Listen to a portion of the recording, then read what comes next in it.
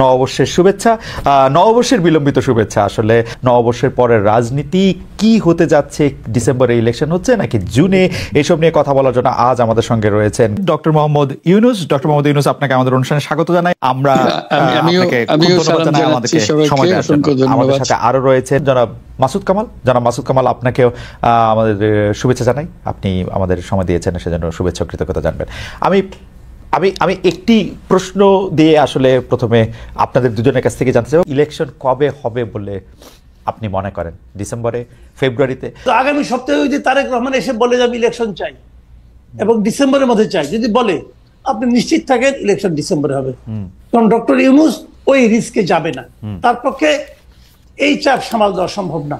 Doctor Yunus সরকারের প্রতি আস্থা ফিরে পেয়েছে বলে নানাভাবে মনে হচ্ছে। সেই ক্ষেত্রে ইলেকশন যদি পরে হয়, ডক্টর ইউনূস সরকার যদি আরেকটু বেশি সময় থাকে, তাহলে কি অসুবিধা? আমরা কেন বিএনপিকে নিয়ে আসার জন্য এত অস্থির হয়ে উঠেছি?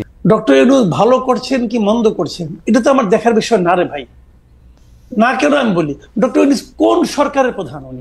উনি একটা অন্তর্বর্তী সরকারের প্রধান। অন্তর্বর্তীকালীন সরকার মানেটা কি? মানেটা হলো একটা রেগুলার গভর্নমেন্ট আসবে, যতদিন সেই রেগুলার গভর্নমেন্টটা না আসে ততদিন সরকারটাকে পরিচালনার জন্য এবং ওই রেগুলার গভর্নমেন্ট আনার জন্য যে নির্বাচনটা হবে, সেই নির্বাচনটা অবাধ এবং নিরপেক্ষ করার জন্য একটা সরকার দরকার। সেটি হলো ডক্টর ইউনূসের সরকার। এই কথাটা কিন্তু মাথায় রাখতে হবে। কাজেই এই সরকার তো রেগুলার গভর্নমেন্টের মতো কাজ করবে না। এবং অন্তর্বর্তী সরকার, আপনি যেগুলো আমরা সাফল্য বললাম, আমরা কিন্তু এগুলি একটাও অস্বীকার করছি না। রমজানের শাকসবজির দাম কম ছিল, কোনো সন্দেহ নাই। চালের দাম কি কম ছিল? তেলের দাম কি কম ছিল? ছিল না। এখন আপনি বলবেন যে চাল তেল নিয়ে গত রমজানে সবকিছুর দামই বেশি ছিল, চালের দামও বেশি ছিল, শাকসবজির দামও বেশি ছিল। এবার শাকসবজির দাম কম, এটা আমাদের জন্য একটা রিলিফ না? রিলিফ, অবশ্যই রিলিফ, আমি অস্বীকার করছি না। রমজান তো শেষ, এখন কি হচ্ছে শুনেন। আমার কাছে ওই দিন এক ভদ্রলোক 3টা রিসিপ্ট পাঠাইছে, 3টা রিসিপ্ট। একটা রিসিপ্ট সে মোহাম্মদপুরের একটা দোকান থেকে, মায়ের দোয়া নামে একটা চাউলের দোকান, সেই দোকান থেকে সে জানুয়ারি মাসের 3 তারিখে 25 কেজি চাউলের 1 বস্তা চাউল কিনছে 1740 টাকা দিয়ে। সেই একই দোকান থেকে সেই একই চাল, একই পরিমাণ চাল উনি ফেব্রুয়ারি মাসের 1 তারিখে কিনছেন 1950 টাকা দিয়ে। সেই একই দোকান থেকে একই পরিমাণ চাল, 25 কেজি চাল, উনি এপ্রিল মাসের 7 তারিখে কিনেছেন 2155 টাকা দিয়ে। কথাটা খেয়াল করেন, 4 মাসের ব্যবধানে চাউলের দাম 1700 থেকে 2100 টাকা হয়ে গেছে, কিন্তু একই দোকানে একই জায়গায়। কাজেই এটা হলো রিয়েলিটি। আর গতকালকে তো আপনার তেলের দাম বাইরে গেল 1 লাফে 14 টাকা। তো এখন আপনি যদি বলেন না তেলের দাম কম আছে, চাউলের দাম কম আছে, দাম বেড়েছে কিন্তু আমাদের ক্রয় ক্ষমতা বেড়েছে, বলতে পারেন ভাই। অনেক কথাই আগেও শুনেছি, এখনো শুনতে পারি। সেগুলি এক জিনিস। বিষয়টা কি হয়েছে আমি বলি, ডক্টর ইউনূস হলো একটা অসাধারণ পিআর পার্সন। উনি জানেন যে কিভাবে পিআরের কাজগুলি করতে হয়। সোশ্যাল মিডিয়ায় এক ধরনের হুজুগ উনি চালাচ্ছেন, খুবই প্ল্যান্ড ওয়েতে, খুবই। কিন্তু একটা কথা মাথায় রাখতে হবে ভাই, মাথায় রাখেন, যারা সোশ্যাল মিডিয়ায় এগুলি করে তারা কিন্তু বাজার করে না। বাজার করে বাবা, রান্না করে মা, ছেলে খায় আর খেতে খেতে স্ট্যাটাস দেয়। এটা মাথায় রাখতে হবে ভাই। এটাই বাংলাদেশে এখন হচ্ছে।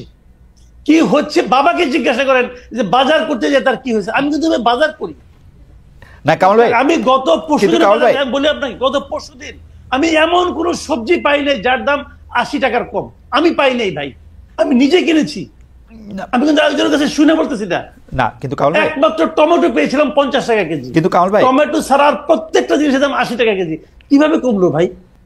হাসিনা সরকার তো আমার কল্পনার চেয়েও খারাপ সরকার ছিল। তাদের দৌরাত্ম, তাদের দাপট, তাদের অনিয়ম, দুর্নীতি, এটার সঙ্গে আমি কোনো সরকারকে তুলনা করবো না। সেটা এক জিনিস। ওইখান থেকে আমরা মুক্তি পেয়েছি। মুক্তি পাওয়া মানে এইটা এখন যে পেয়েছি এটাই যে আমাদের প্রাপ্তি, এটাই যে আমাদের প্রত্যাশা, তা কিন্তু নয়। আমরা কিন্তু নিয়মতান্ত্রিক সরকার চাই। কেন চাই সেটা আমি বলি। কোন আপনি যতক্ষণ পর্যন্ত আপনাকে রেগুলার পলিটিক্যাল গভর্নমেন্ট না আসবে, ততক্ষণ পর্যন্ত এই দেশে কোনো বিনিয়োগ আসবে না। আপনি সিঙ্গাপুর থেকে স্মার্ট লোক নিয়ে আসেন আর 41,000 উপরে থেকে ঝাঁপ দেওয়া লোককে নিয়ে আসেন, ভাই কোনো লাভ হবে না। উনি ওই মানে একটা অনুষ্ঠানে পরিচালনা করবেন, টুকটাক ইংরেজি বলবেন, হয়ে গেল। স্মার্টলি হাঁটবেন, হয়ে গেল। বিনিয়োগ আসবে না ভাই। পলিটিক্যাল গভর্নমেন্ট ছাড়া রেগুলার গভর্নমেন্ট যারা বিনিয়োগ করবে তারা কিসের উপর ভরসা করে করবে না। কাজে আপনি সেই জন্য আপনার এখানে একটা রেগুলার পলিটিক্যাল গভর্নমেন্ট আসতে হবে। কথা বলছি, ডক্টর ইউনূস যদি ভালো হয় উনি এই ক্যাবিনেট নিয়ে ইলেকশন করুক না, অসুবিধাটা কি আছে? আচ্ছা, আরেকটা কথা, সেটা হলো এই ইলেকশন এদের প্রতি সাধারণ মানুষের ম্যান্ডেট আছে কিনা তারও তো একটা প্রমাণ হওয়া দরকার আছে। আপনি তো গাইড জোরে বলতেছেন জুলাই অভ্যুত্থান, আপনি গাইড জোরে বলতেছেন। কে নিয়োগ করছে? ডক্টর ইউনূস তো নিজেই বলছে তাকে নিয়োগ করছে ছাত্ররা। ছাত্ররা এখন কই? ছাত্ররা মিটিং রাখলে তো 100 লোক হয় না।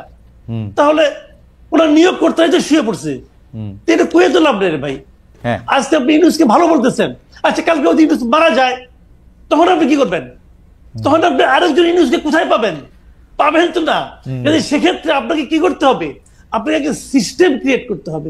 আপনার সংস্কারের কথা বলেন যে সিস্টেম ক্রিয়েট করবেন, আপনারা নিজেরাই তো সিস্টেম ভাঙার চেষ্টা করতেছেন যে উনাকে রাখতে হবে। কেন? ওনার যদি জনগণের সমর্থন থাকে তাহলে উনি তো একটা পার্টির সঙ্গে আছেন অথবা পরোক্ষভাবে আছেন, উনি প্রকাশ্যে চলে আসেন, ওই পার্টির নেতৃত্ব দেন, ইলেকশন করেন। যদি জনগণ আপনাকে চায় আপনি নির্বাচিত হবেন। ওনার তো টাকার অভাব নাই। 666 কোটি টাকা তো কয়েকদিন আগে মাফ করে নিচ্ছেন, টাকার তো অভাব নাই রে ভাই। ওই টাকা দিয়ে ইলেকশন করেন না, অসুবিধাটা কি?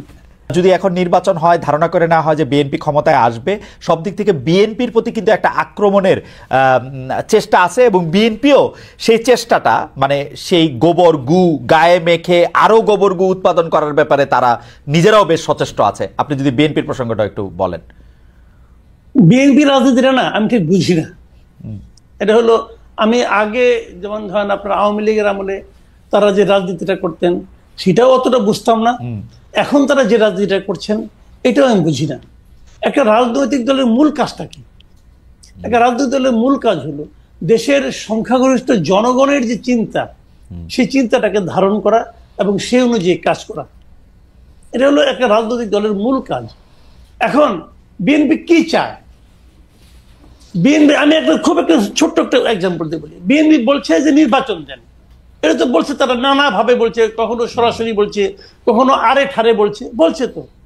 এবং সরকার তাদের এই চাওয়ার জন্য একটুও তার সিদ্ধান্ত থেকে সরে আসে নাই। সিদ্ধান্তটা কি সরকার নেবে যে কবে নির্বাচন হবে কি না হবে? না, সরকারকে সেই ম্যান্ডেট দেওয়া হয় নাই। সিদ্ধান্ত নেওয়ার দরকার দায়িত্ব সরকারের না, একক দায়িত্ব সরকারের না, সিদ্ধান্ত নেবে জনগণ। এখন জনগণ কি চায়, বিএনপি কি সেই চাওয়াটাকে ধারণ করতে পারে? আমার কাছে মনে হয় না।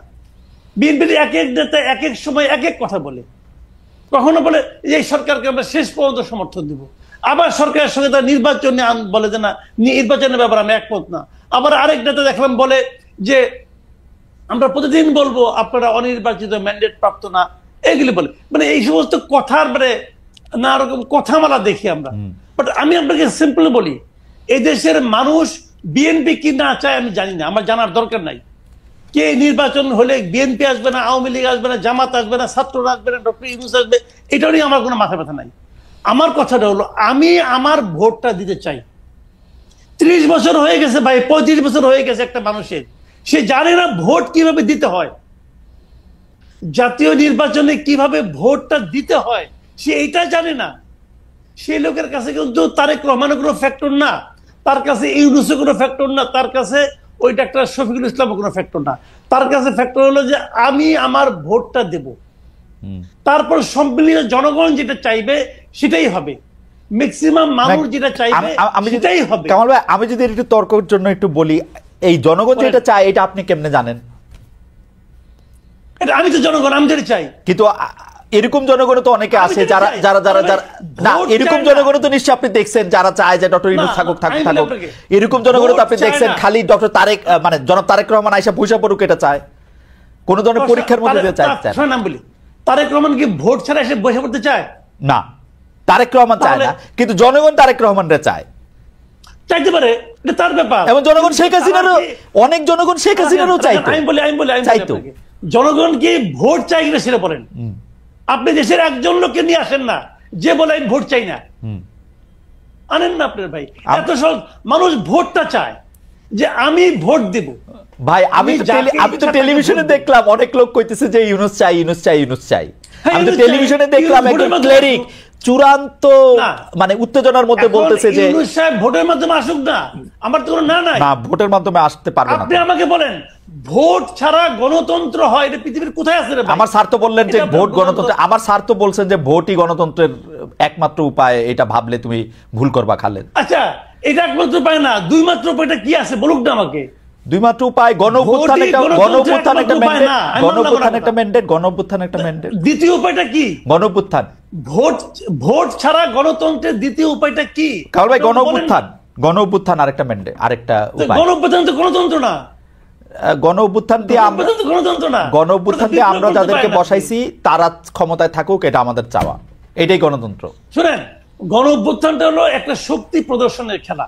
জি, আমি শক্তি দিয়ে, আমার সঙ্গে অনেক লোক আছে, অনেক লোকের শক্তি একত্রিত হয়ে তোমাকে প্রেসার দিয়ে তোমাকে আমি নামাই দিছি, এটা হলো গণ-অভ্যুত্থান। আর গণতন্ত্র হলো সবচেয়ে যার শক্তি কম, যে নিরীহ মানুষটা, সেও সংগোপনে যে নিজের মতটা প্রকাশ করতে চায়,